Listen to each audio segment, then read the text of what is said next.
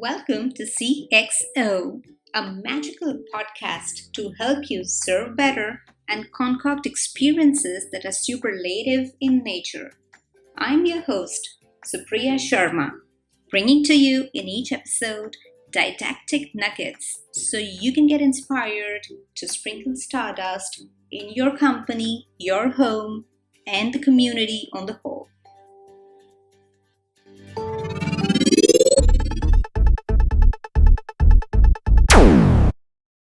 Let's welcome on our show today Dan Gingiss, who's an international keynote speaker and customer experience coach who believes that a remarkable customer experience is your best marketing strategy. His 20-year professional career spanned multiple disciplines, including customer experience, marketing, social media, and customer service. He held leadership positions at McDonald's, Discover, and Humana. Dan is the author of The Experience Maker, How to Create Remarkable Experiences That Your Customers Can't Wait to Share. And this is the book which was released very, very recently in September 2021. He's also the author of Winning at Social Customer Care, How Top Brands Create Engaging Experiences on Social Media. Not to miss out, he hosts the Experience This Show podcast and the Experience Maker show.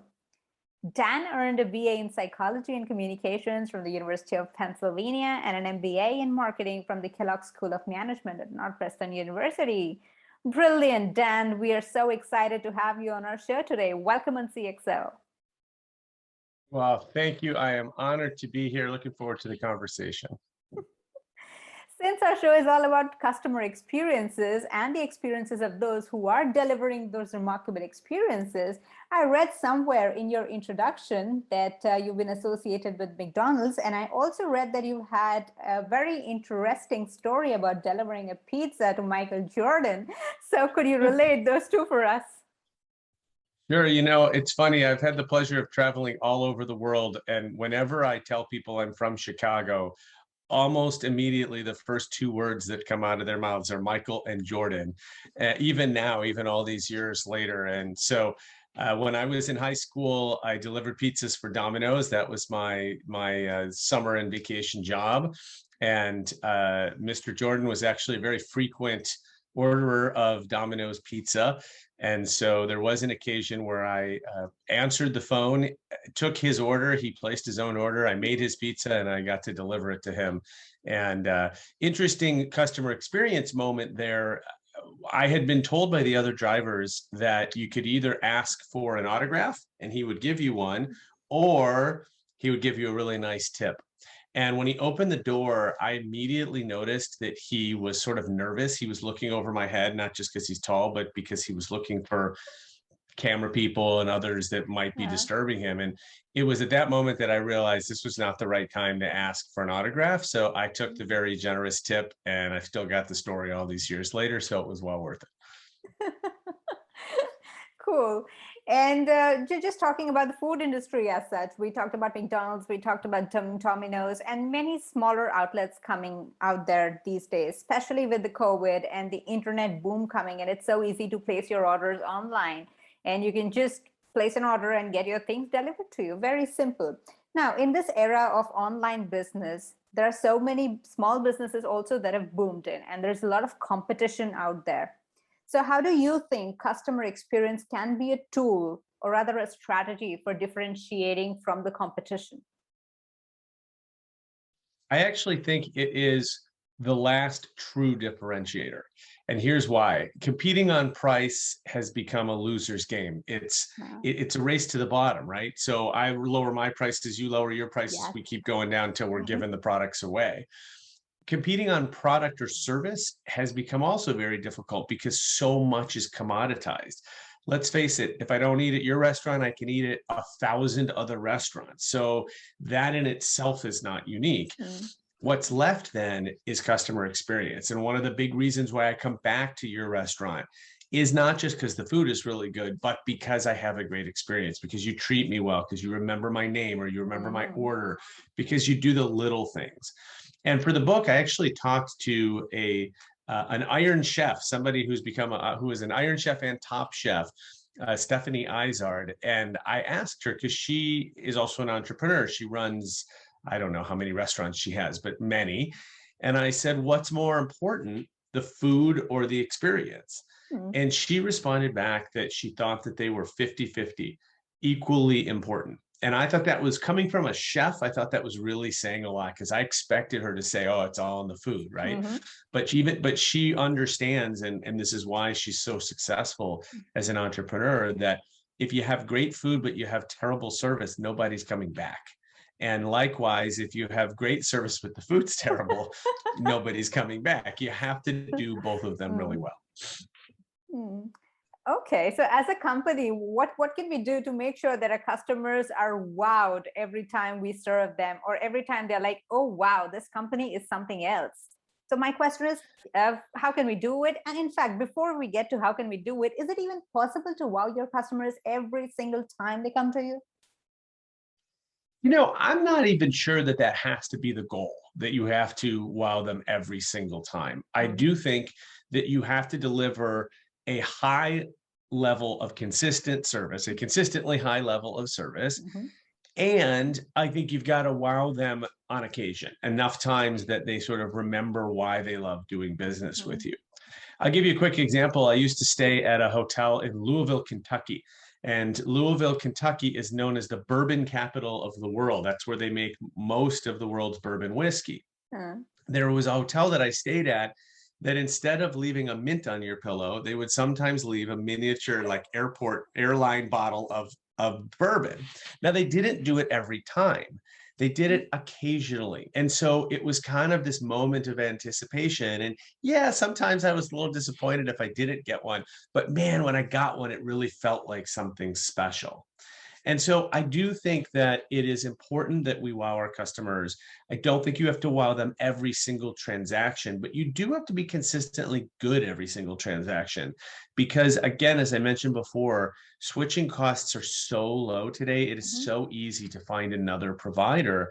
And if you're not treating me well as a customer, why should I stick around? And in terms of how to do it, I think it starts with really, really understanding your customer. And so few companies take the time to talk with their customers. I don't mean sending out a survey. I mean talking to them on the phone or on a Zoom call or in real life, exchanging words, asking how you're doing, asking what people like about doing business with you, and asking what they don't like. And be willing to take that feedback, the good, the bad, and the ugly, because it's going to make you better. And what I found is when you ask people for opinions, man, you sure get them, right? It's the companies that don't bother asking that tend to not know where they stand with their customers. So I suggest that you spend more time talking with your customers. And last point on that is think about as companies get bigger, they actually try to spend less time talking to their customers, right? They try to reduce their customer service cost and they are tracking things like average handle time, and they want their agents to get off the phone. And my argument is you should want to be on the phone with your customers. You should want to talk with them, especially if they want to talk with you. And is that also a part of saying that the traditional marketing no more works?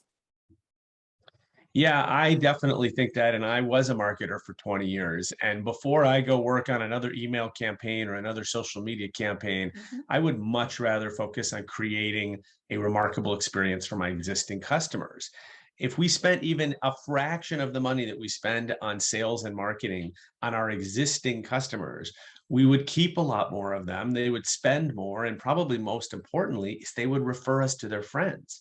So when you create remarkable experiences, your customers become your salespeople. They become your best ambassadors. And we all know that it is a lot better when someone else is saying nice things about us than when we're saying nice things about ourselves, right? It's far more credible. So to me, that's the very best form of marketing today. In your book, The Experience Maker, you mentioned a term called the leaky bucket. Now, could you decode it for us? Sure. So every company has a leaky bucket. These are customers that are leaving you. And generally, they're not telling you why. And sometimes it's just a drip, drip, drip in the leaky bucket. And sometimes it starts to get a little bit bigger, right? And the idea is that if you can stop that leaky bucket, that is just as effective of growing your business as bringing on new customers. After all, if we spend a lot of money to bring on a new customer just so they eventually leave us, then we've wasted all of that acquisition money. And again, this comes back to we're not spending enough time or attention on our existing customers. So when we plug that leaky bucket, we get our customers to stay longer, which in and of itself is going to have a big impact on their lifetime value. Generally, we're going to get them to spend more. And as I said, we're going to get them to refer others. So think about if you take all three of those things towards the average value of a customer, now you've really increased that quite a bit. And Dan, when you talk about our customers becoming our brand ambassadors, what percentage of share, or rather, how strong is the role that social media plays there? Sure. Well, when I talk about remarkable experiences, which is part of the title of the book, remarkable literally means worthy of remark, worthy of discussion. Where do people tend to talk about their experiences? Well, sure, in person, we talk about them at a cocktail party or dinner, but we also then go to social media, and that's where we really talk about our experiences. And one of the big concepts in the book is some research that found that people are actually more willing to share positive experiences than negative experiences. Now, that seems kind of backwards because all you have to do is stroll through Twitter or Facebook and you see a whole lot of complaints about companies. The reason, though, is that if you ask the average consumer, they cannot remember the last time that a brand exceeded their expectations. So while they want to share positive experiences, they don't have very many positive experiences to share. And of course, this is circular. That's why positive experiences cause sharing, because we don't have very many of them. And so to me, that's the opportunity for companies to get people talking about you positively in social media, which again is that holy grail word of mouth marketing that we're all after. And thanks for bringing in that point of what the customers do really like to share, because it is an issue that a number of professionals and a number of companies face, is to understanding the customers. What is it that the customers like to share? Is it the negative experience that they've had or a positive experience that they've had? It's quite labyrinthine that way. So is there a trick to understand your customer that way that you would like to share with us? Well, first of all, I should clarify, people want to share both positive and negative experiences. What they don't share is an average experience. So if your experience is the same as everybody else's, they're never going to talk about you, either good or bad, because you're just average. So the idea is stop doing the bad things that cause them to want to share and start doing the good things. I'm all about positivity and creating great experiences for customers, because those they definitely want to share. One tip that I would offer your audience that I think is a great way to really roll up your sleeves is become a customer of your own company. It's amazing how few leaders and employees actually do this. And what do I mean by that? If you have a website, I want you to try logging into your own website or purchasing something from your own website. In fact, I want you to try forgetting your password, because usually that is a terrible experience. So let's see how you're treating your customers when they forget their password. The reality is we're all consumers in our real life, so we know what we like and we know what we don't like. The amazing thing is even though we know those things, we often do things to our customers that we don't like when other companies do to us. And so becoming a customer of your own company will start to expose some of those things. And then I always suggest you take a two-pronged approach. The first is get rid of all of the pain points, get rid of the barriers, the times that you're standing in the way of your customer. Do you really need that pop-up ad on your website because your customer wants to go this direction and you're trying to stop them and have them go a different direction? As a customer, that's frustrating. Prong two then is find the opportunities to really stand up, to go above the average experience and to stand out from the competition, creating those positive experiences. And where does the wiser model come in there? So wiser is my methodology for creating the types of experiences that people want to share. And the first four letters of WISE stand for witty, immersive, shareable, and extraordinary. And these are four facets of experiences that get them to be to that point where people want to say, I got to tell somebody about this. Or think about the last time you, without even thinking, reached for your phone and took a picture of something because you wanted to share it. That feeling is a feeling that almost all companies can create, but you have to be really intentional about it. Then the R in Wiser is about being responsive, because when people start sharing more positive things about you, you got to be part of that conversation. As you mentioned in the intro, I'm a keynote speaker. Now, if I get off the stage and somebody runs up to me and says, man, that was the best presentation of the whole event, and I just keep walking past them and I don't acknowledge them, they're going to think I'm rude. But that's what companies do every day. They ignore all of the happy customers, the brand lovers, the fans that are talking about them. And to me, that is such a missed opportunity to engage with people who are taking time out of the day, using their own social capital to say nice things about your company. So being responsive is a key part of this as well. So I was just wondering, how is the idea of doing, I know you just mentioned before a few minutes that stop doing the bad things that you're doing, but just a naughty idea came to my mind. How about doing bad things to get that attention on social media, to capture people's attention as a brand? What do you have to say about that? Generally, that's not going to be terribly successful. There is that old saying about publicity, no publicity is bad publicity. I don't think that's true anymore.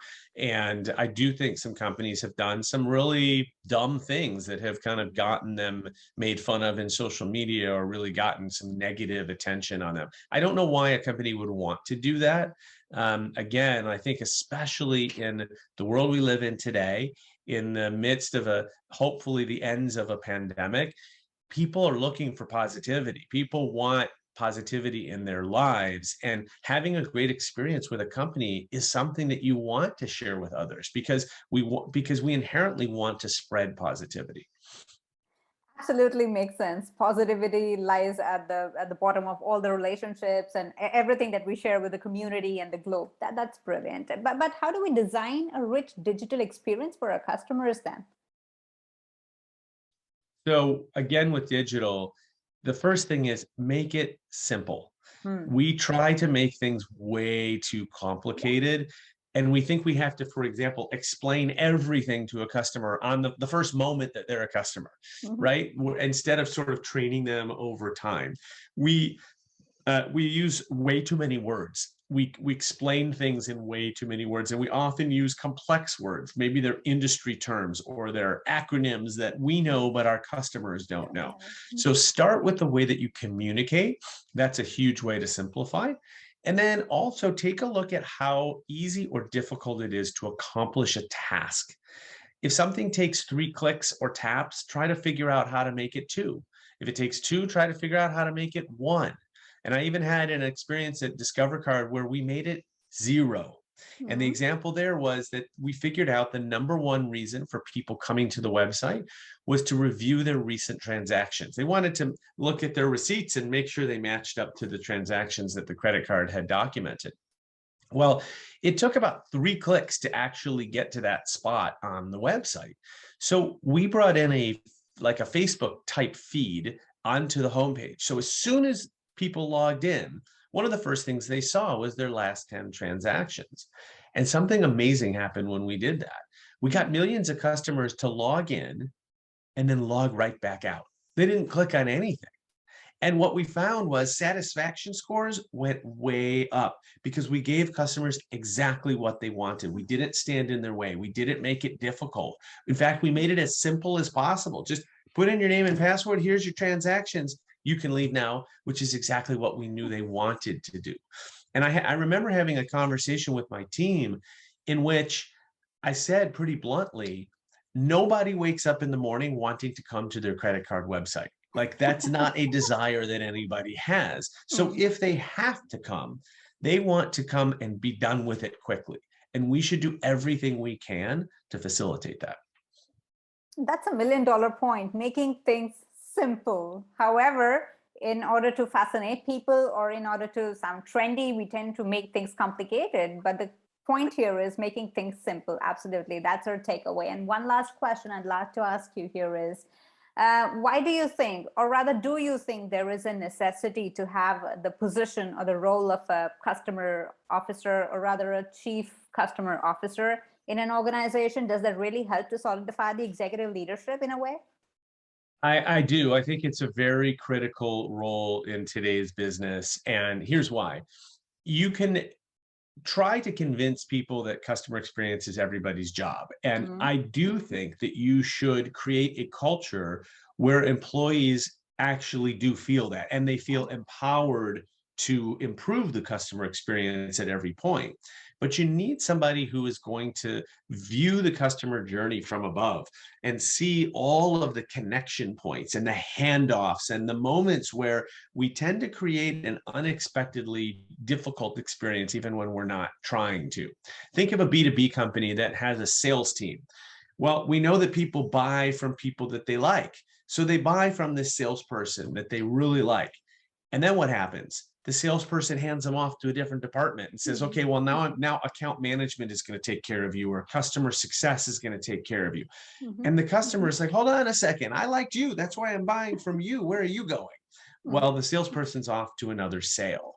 And the reality is that's not a good way to start the relationship with the customer. So you need somebody who can view that transition from above and say, hey, you know what? What if we had the salesperson stick with the new customer for 90 days?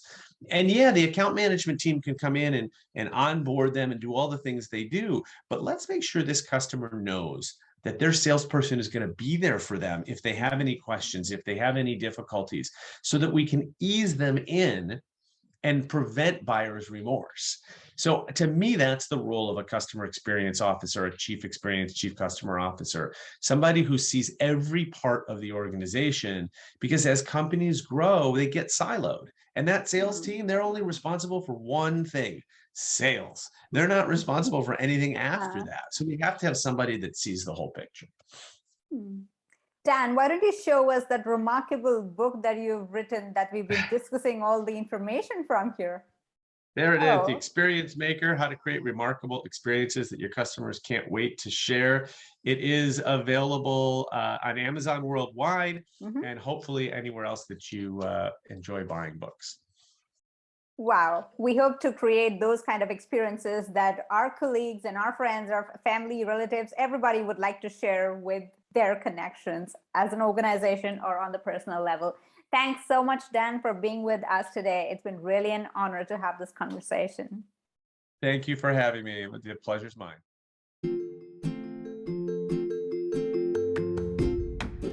Thanks for listening to CXO with your host, Supriya. I hope you enjoyed a dive into the nitty-gritty of customer experience. If you are committed to applying these ideas in the real world, stay tuned with me. Don't forget to check out all the links and resources in the show notes. That's all for this episode, folks. See you next time.